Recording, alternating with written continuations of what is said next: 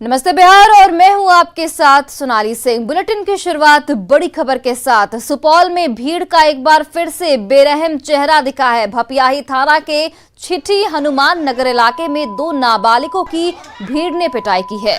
चोरी के आरोप में दोनों नाबालिगों की खंबे से बांधकर पिटाई की गई। दोनों बच्चों की उम्र 10 से 12 साल के बीच की बताई जा रही है। तस्वीरों में आप साफ देख सकते हैं कि किस तरह भीड़ के सामने बच्चों पर लाठी बरसाई जा रही है।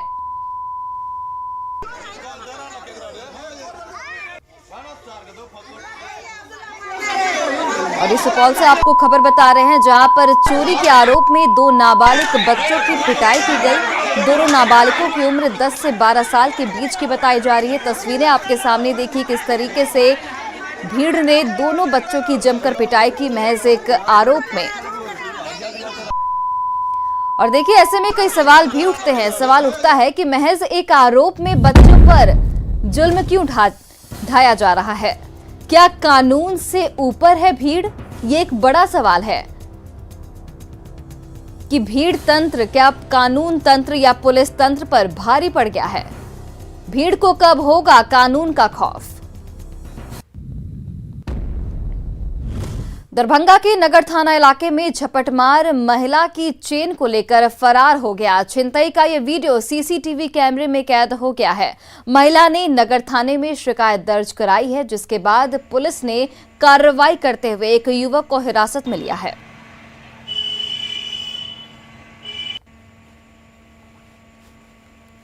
चौक के लिए मैं जा रही थी तो आयकर चौक पे जब मैं रिक्शा ली और पीछे से जस्ट एक अज्ञात चोर आया और पीछे से मेरा गर्दन से चैन लेके भाग गया। आयकर चौक की तरफ वो भागा। पटना में पुलिस ने चेन स्नैचर गिरोह का खुलासा किया है। पुलिस ने 10 लोगों को गिरफ्तार किया है, जिसमें कई खरीदार भी शामिल हैं। पुलिस के मुताबिक शातिर झपटमार बाइक से महिलाओं को निशाना बनाते थे। सभी का आपराधिक रिकॉर्ड भी खंगाला जा रहा है। पुलिस गिरोह में शामिल दूसरे चेन स्नैचर्स को भी गिरफ्तार करने के लिए छापेमारी जारी है। पटना में बीते 3 महीने की अगर बात करें तो 3 महीने में चेन स्नैचिंग की 30 वारदातें सामने आ चुकी हैं। 3 महीनों में लगभग 30 स्नैचिंग की घटनाएं घटी थी। इन सभी केसेस को हम लोग जब इन्वेस्टिगेट कर रहे थे तो इसमें एक बहुत ही ज़्यादा डेस्परेट अपराधकर्मी हम लोग को दिख रहा था, जो अकेले एक सिंगल मोटरसाइकिल थी उसकी, पैशन मोटरसाइकिल। उस मोटरसाइकिल से इसने लगभग 1 दर्जन से ऊपर छिनतई की और अक्रॉस द सिटी पत्रकार नगर से लेकर राजीव नगर तक जहां मौका मिलता था ये करता था। 2-3 दिन का गैप लेके फिर निकलता था, करता था। वहीं देखिए समस्तीपुर में न्यूज 18 की खबर का असर हुआ है। पुलिस ने फायरिंग के वायरल वीडियो पर कार्रवाई की बात कही है। डीएसपी ने कहा कि वीडियो की जांच की जा रही है और आरोपियों को गिरफ्तार किया जाएगा। ये वीडियो कल्याणपुर थाने के कोयलाकुंड गांव का बताया जा रहा है और फायरिंग करने वाले युवक का नाम बलवंत सिंह बताया जा रहा है। एक बार एगो नहीं आया वीडियो नहीं आया। अरे पिस्टल दिखाओ, पिस्टल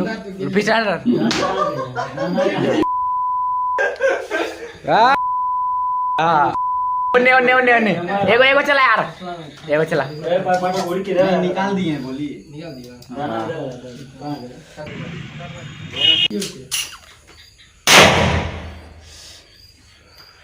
एक बार को भेजा गया है, उसका सत्यापन करके प्राथमिकी दर्ज करने के लिए। सर ये कोयलाकुंड क्षेत्र का बताया जा रहा है। सत्यापन करवा लेते हैं, पहचान करवाते हैं उसके, उसी आधार पर प्राथमिकी दर्ज कराई जाएगी और आगे की कार्रवाई की जाएगी। वहीं देखिए जमुई की एक महिला ने एक युवक साजिद आलम पर रेप और 75,000 रुपए लूटने का आरोप लगाया है। पीड़ित के मुताबिक जब वो घर में अकेली थी तो साजिद आलम घर में घुस गया और रेप करने के साथ रुपए लेकर चला गया। पीड़ित का साफ तौर पर कहना है कि शिकायत करने के बावजूद पुलिस ने कोई कार्रवाई अब तक नहीं की है। वहीं डीएसपी ने बताया कि थाने की शुरुआती जांच में मामला जमीन विवाद का पाया गया है और पूरी जांच के बाद कार्रवाई की जाएगी। सादिश खान अरसार के रहने वाले जमाल पहलवान का बेटा, वो हमारे साथ बलात्कार किए। पहली बात तो हम जब घर में अकेले सो रहे थे तो दरवाज़ा पे कुछ ऐसा लगा कि कोई है, तो हम दरवाज़ा जब खोले तो देखे सादिश खान है। जैसे ही दरवाज़ा लगाए वैसे ही दरवाज़ा धक्का देकर अंदर आ गया। पुलिस के पास गए थे तो उन्होंने आवेदन लेने से इनकार कर दिया। नाटक कर रही है, सुबह सुबह ड्रामा कर रही है, जाओ यहाँ कुछ हुआ है तो जाओ नहीं रहे डॉक्टर के यहाँ। अभी हम लोग की बात हुई है थाना अध्यक्ष से, तो उनका कहना है कि उन्होंने जो आवेदन दिया है वो मूलतः भू विवाद से संबंधित मामला का उन्होंने उसमें उल्लेखन किया है। बाकी उनके साथ यदि कुछ भी घटना घटित हुई होगी तो हम लोग उसकी तफ्तीश और अनुसंधान कर रहे हैं और उसके अनुरूप जो अनुसंधान में बातें सामने आएंगी कार्रवाई होगी। वहीं आरा सदर अस्पताल में प्रसव के दौरान एक प्रसूता की मौत हो गई, जिसके बाद पूरा वार्ड प्रसूता के परिजनों की चित्कार से गूंज उठा। मृतक के परिजनों ने डॉक्टरों और नर्सों पर लापरवाही का आरोप लगाया है। दरअसल चौरी थाना के चौरी गांव निवासी दिग्विजय नारायण शर्मा ने अपनी पत्नी को प्रसव के लिए सदर अस्पताल में भर्ती कराया था। प्रसूता के पति के मुताबिक शुक्रवार सुबह उनकी पत्नी रिंकी देवी को नॉर्मल डिलीवरी हुई और उसने एक बेटे को जन्म दिया, लेकिन ज्यादा ब्लीडिंग की वजह से उसकी तबीयत बिगड़ने लगी। उसने कई बार डॉक्टरों और नर्सों को उसका इलाज करने को कहा, लेकिन वो पैसों की मांग करते रहे। उन्होंने नर्सों को 3500 रुपए भी दिए, लेकिन कोई नर्स या डॉक्टर देखने नहीं आया, जिसकी वजह से उनकी पत्नी ने वार्ड में ही दम तोड़ दिया। लापरवाही किया है, नॉर्मल डिलीवरी हुआ है। नॉर्मल डिलीवरी होने के बाद ये लोग पैसा के चक्कर में पेशेंट को छोड़ दिया। पैसा 3500 रुपया दिया भी गया, दिया भी गया। जब ये लोग छोड़ के बच्चा नहीं दे रहा था, ये लोग बच्चा भी नहीं दे रहा था। हाँ, बच्चा ये लोग रख के पैसा मांग रहा था। इसी बीच में ये लोग ये किया, लापरवाही किया। लापरवाही करने के चक्कर में ब्लीडिंग ज्यादा चालू हो गया। और वहीं बिहार में एक बार फिर नदियां उफान पर है। मधुबनी के जयनगर में कमला नदी का जलस्तर बढ़ गया है और नदी खतरे के निशान से 41 सेंटीमीटर ऊपर बह रही है। नेपाल में हो रही बारिश से कमला का जलस्तर बढ़ा है। जलस्तर बढ़ने से नदी किनारे गांव में दहशत का माहौल है। वहीं तटबंधों की सुरक्षा को लेकर प्रशासन पूरी तरीके से अलर्ट है।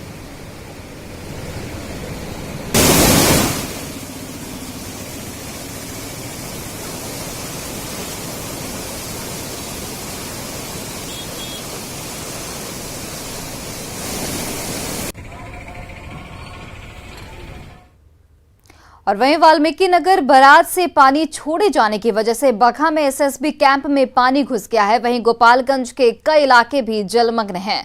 आधा दर्जन पंचायतों का जिला मुख्यालय से संपर्क टूट गया है।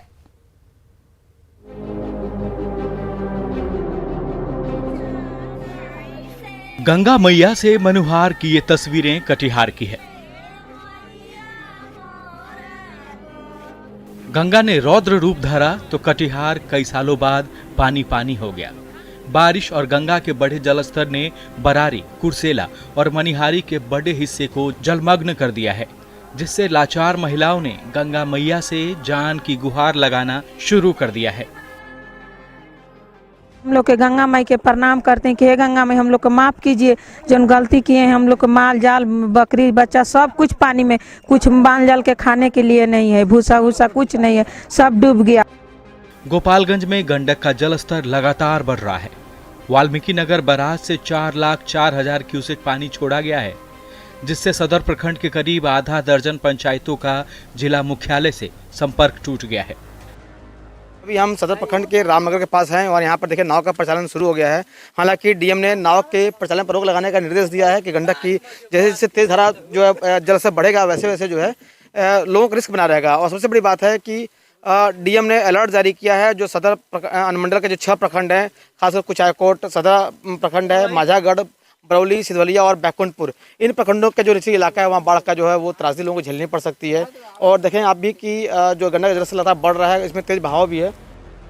सदर प्रखंड के रामनगर के लोगों का कहना है कि बाढ़ ने जीना मुहाल कर दिया है, लेकिन करें तो क्या करें। कॉमन दिक्कत हमनी के ना वो न बना पानी बना खेत में जायदाद बा ना कुछ बा, तो दिक्कत आदमी का नहीं खे। तो आप लोगों को कैसे आना पड़ता है? नाव से आना पड़ता है या फिर नाव से आता लो, नाव से। और बीमारी होने के बाद कैसे आप लोग आती हैं? तो वह मुँह तो केव मर जाइए केव जी जाई, ना से आई। गंडक का जलस्तर बढ़ने से बगहा जिला भी प्रभावित है, नदी का पानी नेपाल बॉर्डर पर स्थित झंडू टोला एसएसबी कैंप में घुस गया है। कैंप में करीब 3 फीट पानी लगा हुआ है। एसएसबी के जवानों ने ऊंचे सुरक्षित स्थानों पर अपना नया ठिकाना बना लिया है, जबकि आसपास के इलाकों में रहने वालों को सुरक्षित स्थानों पर भेजा जा रहा है। हालांकि बिहार के जल संसाधन मंत्री संजय झा ने कहा है कि फिलहाल बिहार में हालात चिंताजनक नहीं हैं, लेकिन नेपाल से आता पानी चिंता का सबब बना हुआ है। नेपाल में जितना रोड बन रहा है, जितना पेड़ काटा जा रहा है, उस वजह से पानी बड़ा का जो फ्लो है बड़ा स्टीप है, बड़ा फास्ट पानी का फ्लो होता है और वो सिल्ट के साथ यहाँ पर आता है। तो ये तो एक मेजर समस्या है बिहार के लिए, जो नेपाल से पानी यहाँ इंटर करता है। करीब 1 सप्ताह पहले तक बिहार में बाढ़ के हालात में सुधार होता दिख रहा था, लेकिन पिछले कई दिनों से लगातार होती बारिश ने हालात को फिर से बिगाड़ दिया है। Bureau report, news 18। कोरोना की तीसरी लहर की आशंका को लेकर पटना का महावीर वात्सल्य अस्पताल प्रशासन अलर्ट मोड पर है। यहां भी बच्चों के लिए 60 बेड का अलग से कोविड वार्ड बनाया गया है। अस्पताल में न्यू बॉर्न बेबी से लेकर नवजात के लिए निक्कू पिक्कू वार्ड में बेड तैयार है, तो पाइपलाइन के जरिए ऑक्सीजन की सुविधा सभी बेड पर दी गई है। जायजा लिया न्यूज़ 18 से हमारे सहयोगी रजनीश कुमार ने। संभावित तीसरी लहर को लेकर जहां सभी सरकारी अस्पताल अलर्ट पर है, वहीं पटना का महावीर वात्सल्य अस्पताल भी पूरी तरह से तैयारी में जुट गया है। हम सीधे बात करेंगे अस्पताल के, हमारे साथ निदेशक मौजूद हैं और पीडियाट्रिक्स के एचओडी भी हैं, उनसे जानेंगे कि कितने बेड का यहाँ पर निक्कू और पिक्कू जो है अस्पताल तैयार किया गया है। जी, एक्चुअली यहाँ पर जो कोरोना को देखते हुए जो किया गया है वो तो अलग है, 60 बेड का बना हुआ है, लेकिन इसके अलावे 62 वार्ड 60 बेड का ये पहले से हमारा पेडियाट्रिक का चल रहा है, जो पूरी तरह से सुसज्जित है। सभी पर ऑक्सीजन का लाइन है और सभी लोग में वेंटिलेटर वगैरह सब लगा हुआ है। जी, जिस तरह से सरकारी अस्पतालों में 10% जो बेड है वो बच्चों के लिए सुरक्षित रखने का निर्देश दिया गया है, आपके यहाँ कोविड के लिए कुल कितने बेड लगाए जाएंगे? हमारे यहाँ कोविड के लिए 60 बेड अलग से, एकदम बिल्कुल अलग से सुरक्षित रखा हुआ है, जो कि अगर भगवान न करे कि कोविड हो, लेकिन अगर आता है तीसरा वेव तो उसके लिए हमारे पास 60 बेड का पूरी तैयारी के साथ है। जी, के जो चिकित्सक हैं या जो निदेशक हैं उन्होंने साफ तौर से कहा है कि हमारे यहाँ तैयारी पूरी कर ली गई है, किसी भी विकट परिस्थितियों से निपटने के लिए हम तैयार हैं। यानी 60 बेड का यहाँ पर कोविड के लिए बेड सुरक्षित रखा गया है।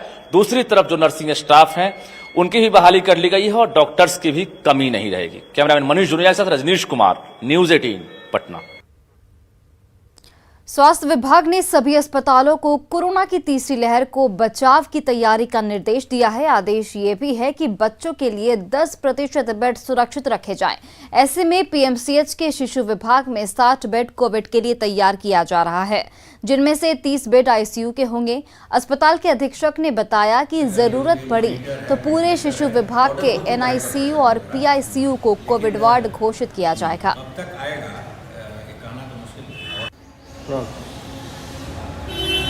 कोरोना की तीसरी लहर को देखते हुए स्वास्थ्य विभाग ने एक बार फिर से सभी अस्पतालों को अलर्ट कर दिया है। वहीं दूसरी तरफ सभी मेडिकल कॉलेजों के साथ साथ सभी जिला अस्पतालों में बच्चों के लिए 10% बेड सुरक्षित रखने का भी निर्देश दिया है। ऐसे में पीएमसीएच किस तरह से तैयारी में जुटा है और 10% जो बेड बच्चों के लिए रखने के लिए कहा गया है, तो कितना तैयार हो रहा है, बात करेंगे। अधीक्षक हमारे साथ डॉक्टर आयुष ठाकुर। सर, क्या लग रहा है 10% बेड सुरक्षित रखना? ऐसा है कि 60 बेड अभी हम कोविड के लिए रखे हैं, लेकिन इसमें टोटल कैपेसिटी इसका 200 है। अगर हमको ज़रूरत पड़ेगा तो 10% नहीं, पूरे हॉस्पिटल को, खास के पीडियाट्रिक्स वार्ड को हम लोग कोविड वार्ड में कन्वर्ट कर सकते हैं। और उसके लिए ऑलरेडी हमारा 30-40 बेड पिक्कू निक्कू का ऑलरेडी बना हुआ है। 15 बेड जो है सो भी हम बना रहे हैं कोविड के लिए स्पेशली। और हम समझते हैं कि इसमें ऑक्सीजन पाइपलाइन का काम हो चुका है और कुछ सामान जैसे सक्शन वगैरह का कुछ कॉर्पोरेशन के द्वारा भेजा गया है। लेकिन निक्कू पिक्कू लगा करके टोटल 60 से ज़्यादा भी हमारा हो सकता है और टोटल यहाँ जो है सो 200 बेड हम कर सकते हैं। तैयार करने के लिए आदेश मिला है, उसके तहत हम 60 बेड का बच्चों के लिए जो बेड है उसे सुरक्षित रखेंगे फिलहाल, लेकिन ज़रूरत पड़ी तो 200 तक बेड हम जो है सुरक्षित रख पाएंगे। जिसको लेकर जो वार्ड है देख सकते हैं, इसको ही तैयार किया जाएगा और इसमें ऑक्सीजन पाइपलाइन जो है यहाँ पर पहुँच चुका है, जो जिससे लिक्विड के जरिए ऑक्सीजन सीधे बेड तक मिल पाएगी। यानी जो 20 KLD का जो यहाँ पर प्लांट लगाया गया है, तो उस प्लांट के जरिए अब सीधे पेट तक ऑक्सीजन मिल पाएगी। निश्चित रूप से केरला में जिस तरह संक्रमण की रफ्तार लगातार बढ़ रही है, बिहार में भी अब स्वास्थ्य विभाग पूरी तरह से अलर्ट पर है। ऐसे में राज्य के सभी मेडिकल कॉलेजों के साथ साथ जो जिला अस्पताल है वहाँ पर भर्ती होने वाले जो मरीज हैं उनको परेशानी नहीं हो, साथ ही बच्चों को परेशानी नहीं हो, इसको लेकर अस्पतालों को आदेश दिया गया है कि बच्चों के लिए खासकर 10% बेड सुरक्षित रखें। रजनीश कुमार, न्यूज़ 18 पटना। बांका में बड़े स्तर पर धर्म परिवर्तन का खेल चल रहा है। आदिवासी बाहुल्य इलाकों में ईसाई मिशनरी सक्रिय है।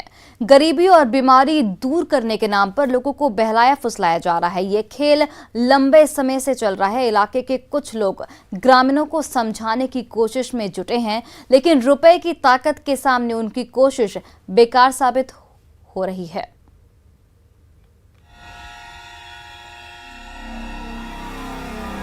घर के बाहर लगा ये क्रॉस का निशान बताने के लिए काफी है कि इस घर में रहने वाले ईसाई हैं।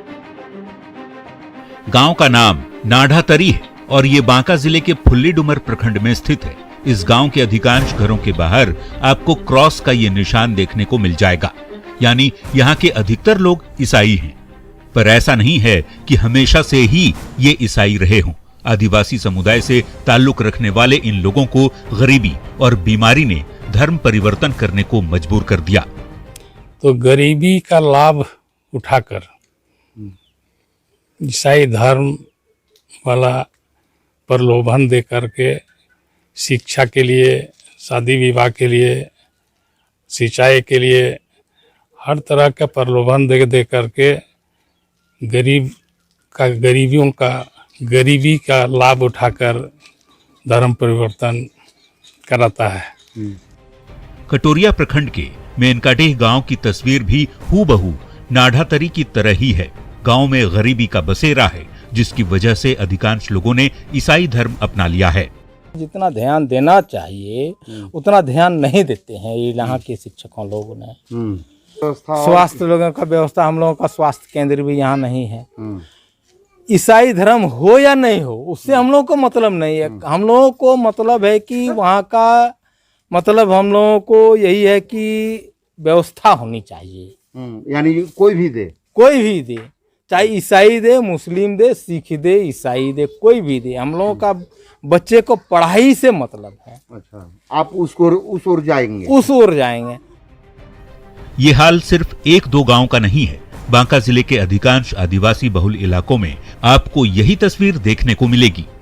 चपेट में बांका जिले के बौसी, बेलहर, चांदन, कटोरिया और फुल्लीडुमर प्रखंड का आदिवासी बहुल क्षेत्र इसकी चपेट में आ चुका है और इसके पीछे मिशनरी से जुड़े हुए लोग हैं, जिसके चलते हजारों लोग अब तक प्रलोभन के चक्कर में आकर आदिवासी धर्म छोड़कर ईसाई धर्म में मतांतरण अपना कर चुके हैं। एक तरफ धर्मांतरण की प्रक्रिया चल रही है तो दूसरी तरफ आदिवासी बहुल इलाके में भीतिया पंचायत के पूर्व मुखिया जागेश्वर मरांडी जैसे कुछ लोग भी हैं जो लगातार इस काम में लगे हुए हैं कि जिन लोगों ने धर्मांतरण किया है उन्हें समझा बुझाकर वापस अपने धर्म में लाया जाए। अपने मकसद में वो एक हद तक कामयाब भी हो रहे हैं, लेकिन गरीबी और ईसाई मिशनरीज के बल के सामने ये प्रयास ऊंट के मुंह में जीरे के समान है। न्यूज़ 18 के लिए बांका से नागेंद्र की रिपोर्ट। पटना के श्री कृष्ण विज्ञान केंद्र में जल्द ही ओशियन गैलरी दिखेगी। साइंस सेंटर में प्रवेश करते ही समुद्र में होने का एहसास होगा, साथ ही समुद्र के बारे में कई तरह की जानकारी भी आपको मिलेगी। अगले महीने के आखिर में ओशियन गैलरी का उद्घाटन हो सकता है। समुद्र में होने का एहसास कर सकेंगे। साइंस सेंटर में खूबसूरत ओशियन गैलरी तैयार किया जा रहा है और इस गैलरी का काम युद्ध स्तर से जारी है। देख सकते हैं इस वक्त आप कि किस तरह से साइंटिस्ट की देखरेख में जो कारीगर हैं वो लगातार गैलरी तैयार करने में जुटे हुए हैं और इसमें आप जैसे ही प्रवेश करेंगे बनने के बाद, तैयार होने के बाद, तो आपको समुद्र में होने का एहसास होगा। साथ ही समुद्र के अंदर जो तथ्य पाए जाते हैं उसकी जानकारियां दी जाएगी। खासकर बच्चों को देखते हुए इसे तैयार किया जा रहा है। ये प्रदर्शनी लगाई जाएंगी जो कहीं ना कहीं समुद्र से ही जुड़ी हुई होंगी और हमने समुद्र के हर एक पहलू को कवर करने की कोशिश करी है। उसमें जितने भी अलग अलग हम एग्जिबिट्स लगाएंगे कहीं ना कहीं हर एक टॉपिक हर एक अलग अलग स्कूल के सब्जेक्ट से जुड़ा होगा या जो आम आदमी समुद्र को देखना समझना चाहता है वो एक बेहतर तरीके से इस ओशन गैलरी के द्वारा समुद्र को समझ पाएंगे। जिस तरह से प्रयास किया जा रहा है साइंस सेंटर की तरफ से, और कुछ दिन और इंतजार करना होगा, उसके बाद ये लुत्फ लोग उठा सकेंगे। रजनीश कुमार, न्यूज़ 18 पटना। और फिलहाल इस बुलेटिन में इतना ही। आप देखते रहिए न्यूज़ 18 बिहार झारखंड।